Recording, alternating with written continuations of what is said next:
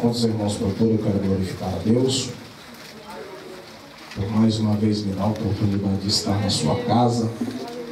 O salmista Davi disse: alegrei-me quando me disseram, vamos à casa do Senhor. E eu estou feliz de estar na casa de Deus mais uma vez nessa noite.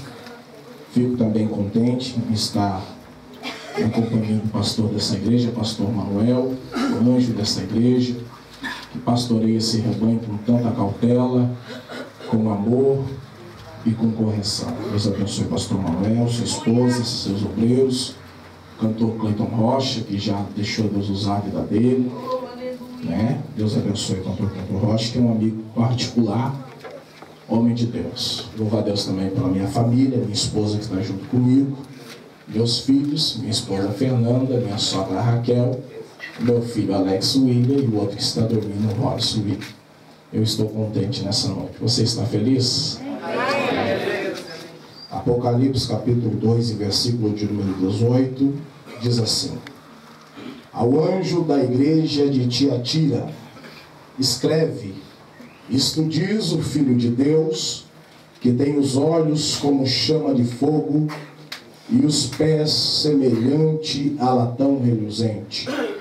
Conheço as tuas obras, o teu amor, o teu serviço, a tua fé e perseverança. Sei que as tuas últimas obras são mais numerosas do que as primeiras. Tenho, porém, contra ti que tolera Jezabel. Não é o espírito de Jezabel. Jezabel aqui é o nome da mulher.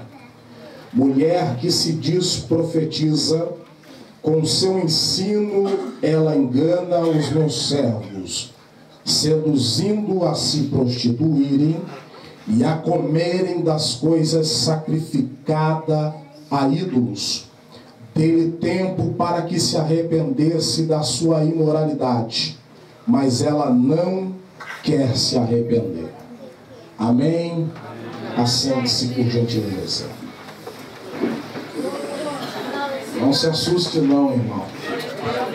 Quero fazer um pedido antes de começar a pregar, que você não saia daqui. Depois você come, depois você bebe. Mas fica aqui só alguns minutinhos, porque Deus ainda precisa falar conosco. Você tem espaço para um pouco mais de Deus? Levante a sua mão. Glórias a Deus. Meus amados irmãos, quando nós lemos no capítulo de número 2 e o versículo de número 18, nós lemos uma carta que foi enviada ao anjo da igreja que estava em Tiatira. É necessário lembrarmos, meus amados, que essa carta foi escrita por João, não João Batista, João, irmão de Tiago. A Bíblia diz que João estava preso na ilha de Patmos pelo amor do Evangelho, pelo amor do testemunho de Cristo, quando teve uma visão da parte de Deus. A Bíblia diz que João olhou para trás e viu no meio de 7 castiçais de ouro, um que era semelhante ao Filho do Homem, cabelos brancos como a neve ou como a lã branca, olhos como chama de fogo, e a sua voz era como o som de muitas águas. A Bíblia diz que João não vê apenas a visão, mas também ouve a voz daquele que estava querendo falar com ele. E o homem que estava, a pessoa que estava querendo falar com João, era Jesus de Nazaré. A Bíblia diz que Jesus então começa a conversar com João e a dizer: João, escreve 7 cartas direcionadas aos anjos da Ásia Menor, pois eu preciso falar com o anjo de cada igreja. É necessário também entendermos que os anjos da igreja aqui eram uma referência aos pastores da igreja. Quando nós lemos no capítulo de número 2 e o versículo de número 7, nós vemos aqui a 4ª carta enviada à igreja de Tiatira.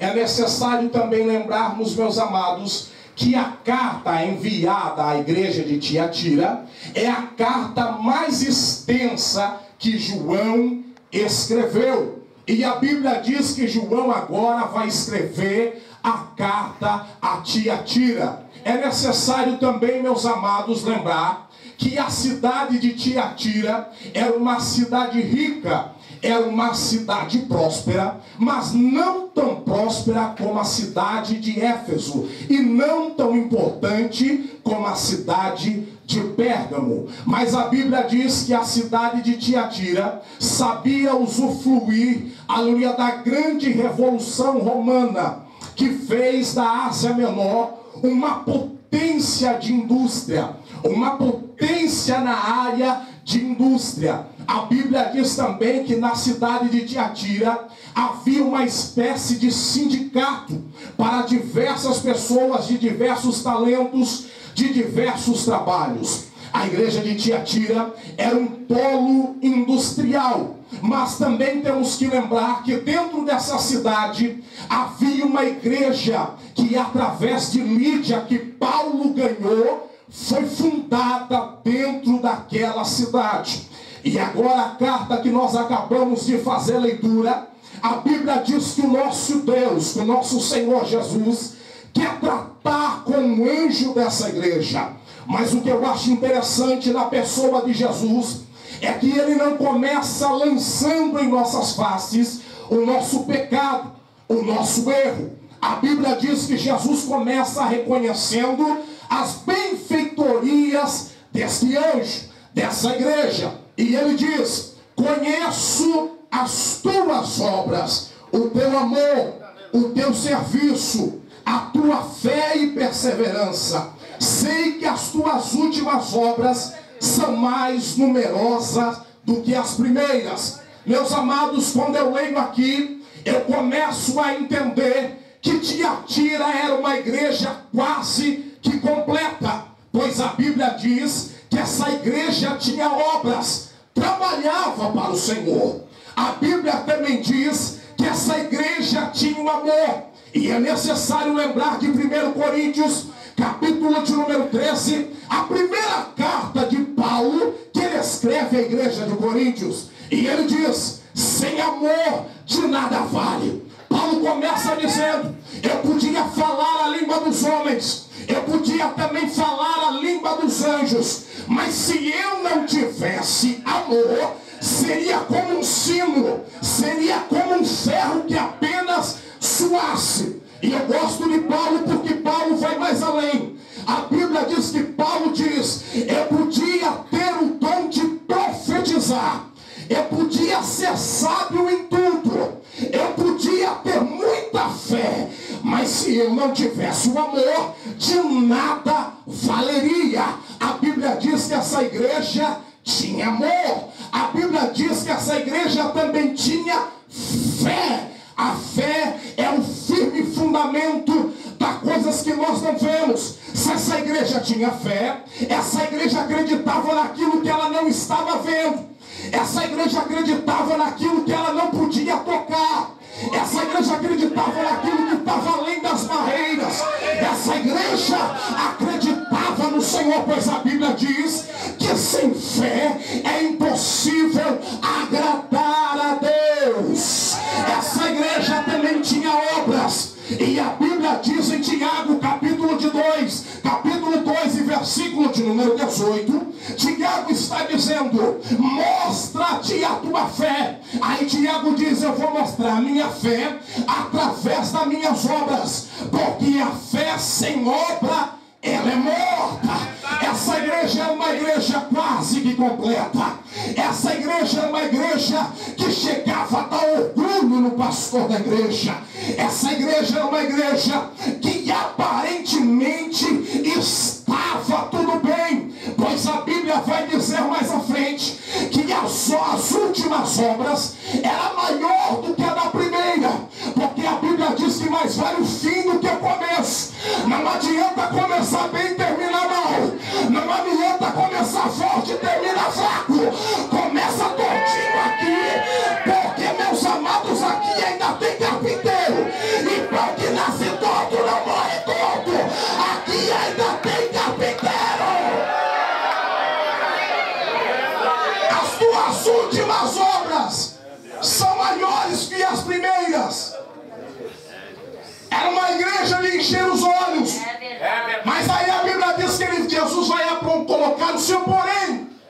E ele diz: tenho porém contra ti. Estava tudo certo, ninguém estava vendo nada. Meu Deus. Tinha amor, tinha fé, tinha obra. Aí eu me lembro de Jonas. Jesus falou, Deus falou para Jonas: Jonas, vai para Nínive. Ele falou: não, vou para Tarsis. A Bíblia diz que ele vai até Jope, pega o navio, estava dando tudo certo, ele fazendo tudo errado. Quando ele entra no navio, a Bíblia diz que ele vai dormir, estava dando tudo certo, ele fazendo tudo errado. Até que o vento de Deus começa a soprar, meu amado. Porque não adianta Deus usar eu aqui, Deus usar você aqui, mas estenda a nossa vida tudo errado. As pessoas estão se enganando, meu amado, minha amada, porque Deus opera através da vida dele, porque Deus usa a vida dela dando tudo errado. Eles acham que vai continuar assim, mas uma hora ou outra o vento do Senhor vai soprar e tu vai ter que pular do barco e chorar. Estava dando tudo certo, fazendo tudo errado. Tenho porém contra ti que tolera Jezabel. Há uma linha teológica que diz que o nome dela não era Jezabel, que Jesus estava fazendo uma referência a Jezabel de Acabe, mas há uma linha teológica também que diz que o nome dela verdadeiramente era Jezabel. Mas isso para mim não interessa. A Bíblia diz que alguém estava tolerando Jezabel, mulher que se dizia profetisa. Eu gosto dessa parte aqui, eu quero que você entenda o que eu estou pregando aqui nessa noite. Ela se dizia profetiza.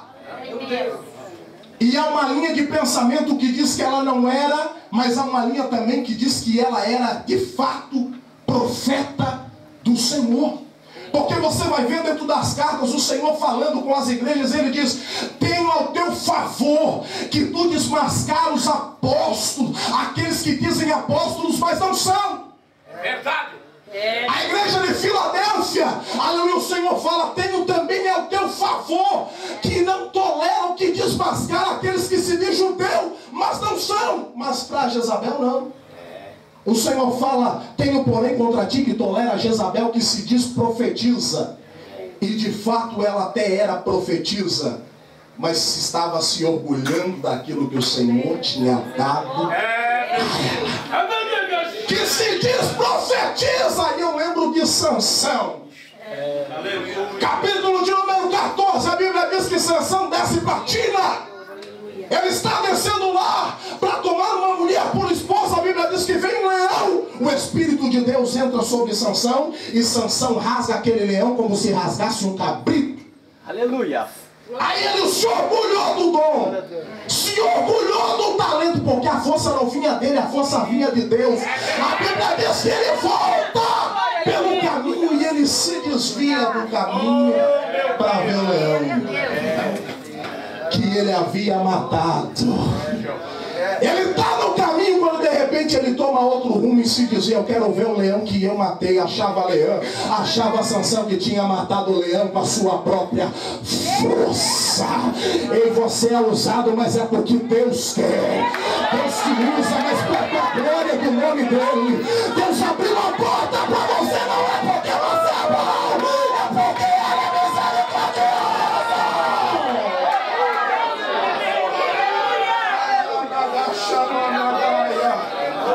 Ele se afasta, e o perigo é como se afastando.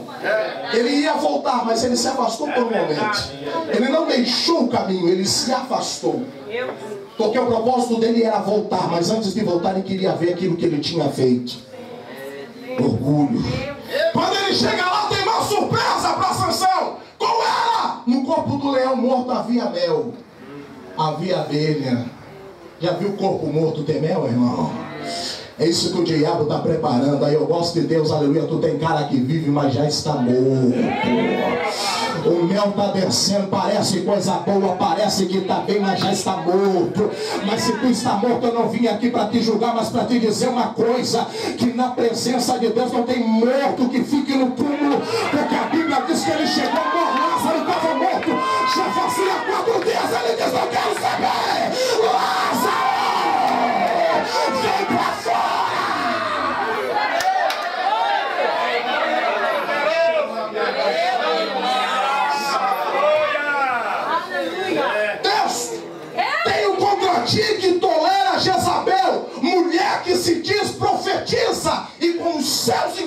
não é no ensino de Deus. Meu Deus! Com os seus ensinos, engana os meus servos. Meu Deus! Engana quem? Os servos. Se ela enganasse a qualquer um que estava de engano na igreja, ficava fácil de entender, porque quem está de engano não fica de engano na casa de Deus. Mas a Bíblia diz que ela enganava os servos. Porque o alvo do diabo não é qualquer um, o alvo do diabo é os servos. É verdade! Aonde tem servo, tem casa limpa. Na época da Bíblia, os senhores ricos, aleluia, compravam um escravo para ser seus servos, para trabalhar na casa. Não era o senhor da casa que limpava a casa, eram os servos. Quando o Senhor chegava na casa, os servos já tinham preparado a comida, já tinha limpado a casa. Aí alguém entrava na casa e dizia: essa casa é linda. Não sabia que era por causa dos servos. Aleluia. Que engana os meus servos. O diabo não está querendo enganar qualquer pessoa não, meu irmão. Porque os que já são dele, são dele. O diabo está querendo enganar os servos. O diabo está querendo enganar homem e mulher de Deus. O diabo está querendo tirar da brecha aquele que está tampando o buraco, aquele que está construindo o muro. O diabo não tem compromisso com quem não está nem aí para a obra de Deus. O diabo quer tirar os servos. Porque se tirar os servos, não tem água, não tem fogo e não tem força. Eu prego uma mensagem sobre Isaac, capítulo de número 26, versículo de número 12. A Bíblia diz que Isaac ficou riquíssimo em Gerar. A Bíblia diz que Abimeleque então olha para Isaac e diz: afasta-te de nós, porque tu já é mais rico do que nós. A Bíblia diz que Isaac vai para o vale de Gerar. Quando ele vai para o vale, a Bíblia diz que ele não vai sozinho. Ele vai com suas ovelhas, os seus bois e grande número de servos. Se ele não desentulha os poços que entulharam nos dias dos seus pais, as ovelhas iriam morrer. E quem são as ovelhas? As ovelhas naquela época davam lã para aquecer o povo na época de frio. Mas se não tirar água para dar para as ovelhas morrem, acaba a lã, vem o frio e leva todo mundo. Aí a Bíblia diz que Isaac também tinha bois. Se ele não tira água para dar para os bois morriam. A simbologia do boi dentro da Bíblia é a força. E quem é a força da igreja? A juventude. A Bíblia diz que com o jovem está a força. E quem é que vai tirar água para dar para os bois? Se não tirar água para dar para os bois, os jovens vão morrer. Aí a Bíblia diz que Isaac também tinha grande número de servos. Quem é que tirava água para as ovelhas? Os servos. Quem é que tirava água para dar para os bois? Os servos. E agora, se os servos não tirar água para eles mesmo beber, como é que vai ficar a situação, meu irmão? Servo significa trabalho, suar a camisa, né? É por isso que o estrelismo está tomando conta de nossas igrejas, porque ninguém quer mais fazer para honrar Jesus, todo mundo quer fazer para aparecer. É por isso, meu amado, que o modernismo, o estrelismo está tomando conta de cima de nossos altares, de dentro de nossas igrejas. Sabe por quê?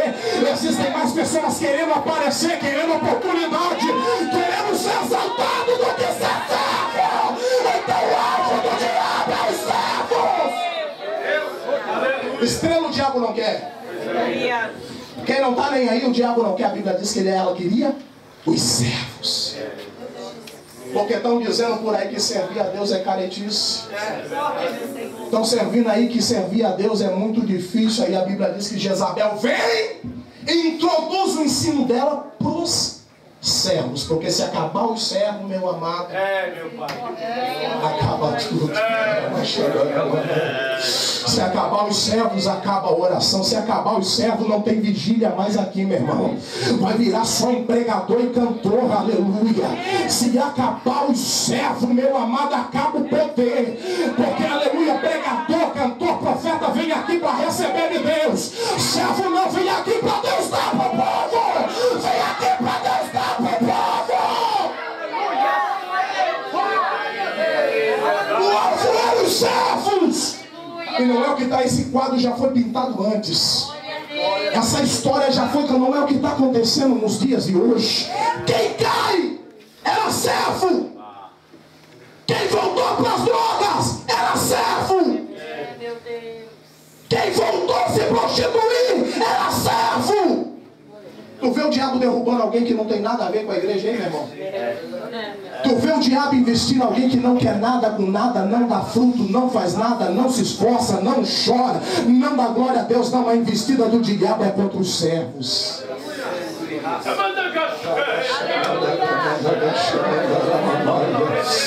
Mas se aqui ainda tem servo nessa madrugada, o poder de Deus vai te alcançar. Não vai ter ensino que tome a tua mente, a Bíblia vai tomar a tua vida. Não vai ter engano de Jezabel, não vai ter laço, não vai ter idolatria, não vai ter fama que vai te chamar a atenção. Ei, tu não nasceu para brilhar, tu nasceu para ser servo, tu não nasceu para receber apenas bênção, tu nasceu para ser servo.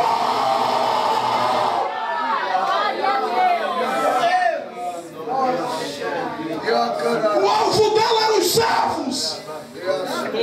E agora? Ninguém está vendo, porque a igreja está em tremendo trabalho. Ela tem fé, ela tem amor, ela tem equilíbrio, ela tem serviço, ela tem tudo. Aí ninguém nota que tem alguém ali fazendo alguma coisa errada, porque todo mundo está trabalhando. Ninguém está vendo nada. A igreja parece que vai de venda em pouco, enquanto isso Jezabel está pregando. Ei, vamos se prostituir. Ei, não precisa ser tão crente assim, não precisa fazer isso, porque a igreja está em funcionamento. Meu Deus! Esses profetas de Baal não entram em nosso meio enquanto a igreja está em dificuldade quebrada. Eles querem entrar enquanto a igreja está funcionando, enquanto as coisas estão andando, porque daí ninguém vê, meu amado, porque daí deixa vir como está, deixa fazer do jeito que está, tem espaço para todo mundo. Enquanto a igreja está funcionando bem, ninguém vê nada. Aí ela entrou no meio e ficou, porque a igreja tinha amor demais. Aí estão confundindo amor com libertinagem. Estão confundindo esse negócio, meu irmão, de amor com libertinagem. Quem ama de verdade ama a alma e quer ver o homem e a mulher e morar no céu. Não te preocupe, não, receba tudo o que falam aqui da parte de Deus, meu irmão, porque tudo que falam aqui não é para te jogar pro mundo, é para te fazer morar no céu. Morar no céu, e quem quer te ver morar no céu, a Bíblia diz que ele corrige aqueles que ele ama. E se Deus te ama é porque ele quer ver você com ele. Ele não te preocupa, não faz biquinho, não fica de mal com ninguém. Todo mundo aqui quer ver você morar no céu.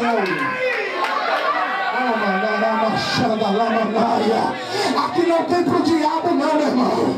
Aqui entra torto, sai reto. Aqui entra não querendo mais nada, sai querendo tudo. Sabe por quê? Aqui ainda tem servo de Deus. Aqui ainda tem servo de Deus.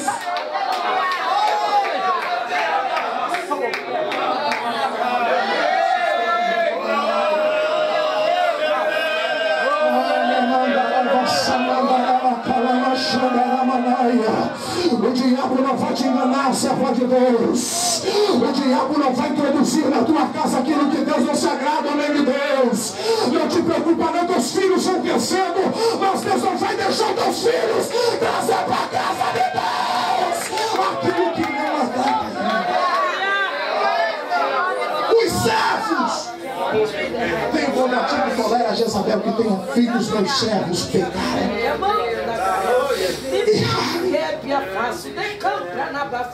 Ninguém está vendo nada, porque a igreja está funcionando. Mas a Bíblia diz que ele tem olhos como chama de fogo. Ele vê tudo, ninguém aqui está vendo nada, porque nós somos tudo humano aqui, meu irmão. Mas se Deus não usar profeta, não te preocupa não, ele mesmo vê e ele mesmo repreende. Ele mesmo vê e ele mesmo conserta. Se Deus não usar profeta, não adianta dizer, ei, Deus não usou profeta para mim, então eu tenho direito, não. Se Deus quiser, não precisa usar profeta. Ele vai falar contigo.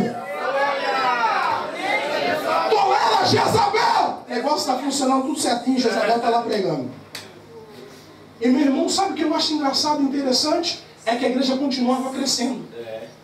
O negócio não parava. E Jezabel estava ali no meio, o negócio não parava, o negócio estava crescendo. Sabe por quê? Quem Jezabel estava enganando eram os servos de Deus. E servo de Deus, mesmo que esteja fazendo errado, tem temor a Deus. Mesmo que esteja com o pé no mundo, outro na igreja, ele sabe que o lugar dele é dentro da casa de Deus. Aí ele adora, aleluia, um pouquinho de diabo e vai lá adorar a Deus também. Aí o negócio continua. E ninguém vê porque está dando tudo certo. Eu gosto de João, capítulo de número 2. Jesus está numa festa de casamento em Caná da Galileia. Jesus está num isenta o povo de dificuldades, de passar prova. Jesus está numa festa de casamento, quando de repente acaba o vinho. Os convidados estão tudo comendo e bebendo. Porque o convidado só vem para a festa para isso, mesmo, para comer e beber. Não quer nada com nada, não vem para adorar noivo, não vem para prestigiar a noiva. O convidado só vem para comer e beber. Acaba o vinho da festa, ninguém percebe. Se os convidados começassem a perceber que o vinho tinha acabado, os convidados iam começar a ir embora. Mas um detalhe, os convidados não iam embora falando bem da festa, não. Eles iam embora murmurando. Aí a Bíblia diz que ninguém percebe, só Maria. Alguém tem que perceber que esse negócio aí está errado, meu irmão. Alguém tem que perceber, alguém tem que ter visão espiritual, que parece que está tudo bem, mas está tudo errado. Aí Maria percebe, porque Maria não estava festando, Maria estava trabalhando, Maria era serva. Maria não era daquelas que vem só para comer e beber. Maria vem para servir o noivo. Maria vem para dizer para o noivo: foi bom, ei, a noiva é tua. Maria era uma daquelas como João Batista, amiga do noivo. Um dia falaram para João Batista: ei, estão batizando mais gente que tinha aquele tal de Jesus. Está batizando mais pessoas do que você. Ele diz: eu sou amigo do noivo. O que importa é que ele cresça e que eu diminua. Eu sou amigo do noivo. Se eu sou amigo do noivo, a noiva é dele, não é minha. Não é dele, não é minha. Ela percebe. Porque se Maria não percebe, os convidados iam começar a ir embora murmurando. E o que era para ser alegria ia se tornar um desastre. Mas aonde Jesus está, meu irmão, pode soprar vento, pode entrar onda no barco, a tempestade tem que se fazer bonança. Ei, Deus manda eu te dizer: o vento soprou lá, a onda entrou lá, o vale chegou. Mas enquanto Jesus estiver com você, você não vai passar vergonha. O diabo não vai levar aquilo que Deus te deu. O diabo não vai tirar aquilo que Deus colocou na tua vida enquanto ele estiver. Ninguém percebe. Se alguém perceber, se começar a fazer bolinha, sai reclamando. Aí Maria percebe. E ela quer fazer alguma coisa de bom. Ela está preocupada porque o casamento vai dar errado. Os convidados vão embora murmurando. Ela fala: pera lá, vou falar com alguém que pode fazer alguma coisa. Está preocupado com a igreja? Vai falar com Jesus. Está preocupado com o teu casamento? Vai falar com Jesus. Está preocupado com os teus filhos? Não fica contando da tua vida para ninguém. Vai falar com Jesus. Ai, fogo não desce como descia antes. Não fica criticando, não. Vai falar com Jesus. A igreja não é como antes. Vai falar com Jesus. O problema é que nós estamos entendendo mal. Sabe vocês, nós temos saudade do passado, que era muito bom, que era fogo, que era poder. Em vez de conversarmos com Jesus para ele fazer alguma coisa, estamos contando para o outro. E nós não temos que chorar nossas pitangas para ninguém.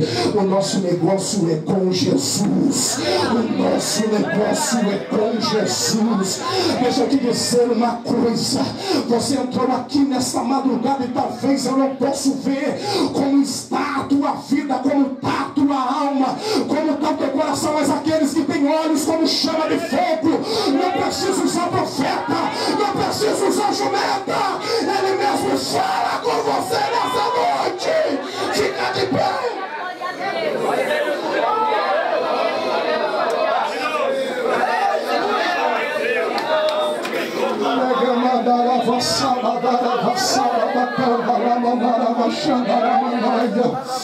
Deixa eu te dizer uma coisa, receba a promessa de Deus, mas continue sendo servo. Receba o dom da palavra, mas continue dando servo, porque para servo Deus tem jeito. Quando ele está tortinho, Deus endireita ele, porque ele é servo, o servo não reclama.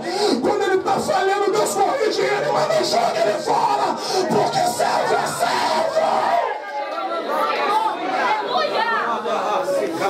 Eu quero orar por você nessa noite que é servo de Deus. Talvez você está como aquele servo servindo a Jezabel e servindo a Deus. Mas como você é servo e a casa de Deus precisa de servo, Deus está aqui para restaurar a tua vida. Você sabe como você se encontra. Você sabe a maneira que você chegou. Eu quero orar por você aqui na frente. Eu quero orar pelos servos de Deus que já estão perdendo a força. Eu vim aqui orar por você, servo, serva do Senhor. Agora eu vou parar por aqui. Deus de mistério. Oh, glória! Deus tremendo, Deus de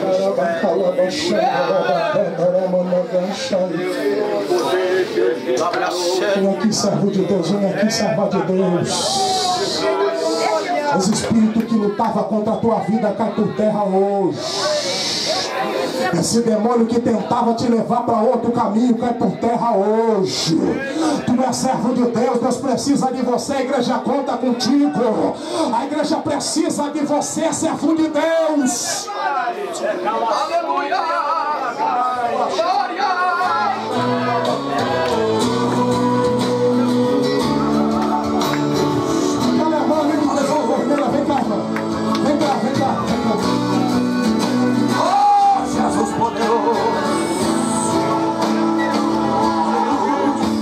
Eu sei que ele quer ver seu fim. O inimigo quer te destruir, mas não vai conseguir. Porque Deus é contigo. Quando o crente é por Deus chamado, ele sabe quando tem que ser provado, porque é escolhido.